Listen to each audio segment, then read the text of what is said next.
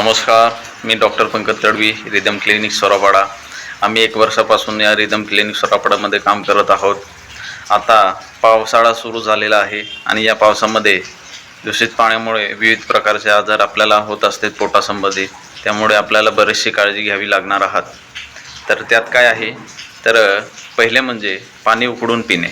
पाणी उकळून त्याला थंड करणं आणि त्याला पाणी पिणं आपल्याला गरजेचं आहे या पावसाळ्यामध्ये, कारण पाण्यापासूनच बरेचसे आजार हे तयार होत असते।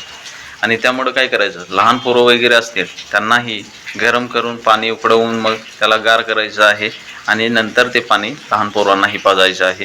प्लस गरोदर माता असतात त्यांनाही पाणी उकळून मग गार करून मग पाजायचं आहे। आणि आपण सगळ्यांनी आपल्या कुटुंबामध्ये जेवताना बसले की 1 तांबा वगैरे किंवा 2 तांबे, जास्त फॅमिली असेल तर 2 तांबे गरम पाणी करायचं आहे, त्याला मग थंड करून मग ते पाणी प्यायचं आहे।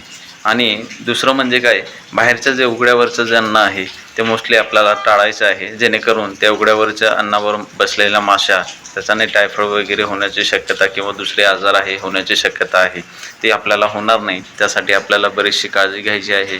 आणि या पावसाळ्यामध्ये मोस्टली काय होतं, तर पावसामध्ये सापाचे जे प्रमाण आहे ते बाहेर थोडंसं वाढलेलं असतं। त्यामुळं काय करायचं आहे, तर आपल्याला तीही काळजी घ्यायची आहे। आपल्याला सुरक्षित राहायचं आहे, आपलं आरोग्य हे आपल्यालाच व्यवस्थित ठेवायचं आहे, एवढंच बोलू इच्छितो।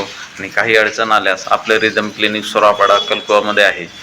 आपल्याला काही अडचण आल्यास भेट द्यायची आहे, आपण व्यवस्थितपणे आपल्याला मदत करू।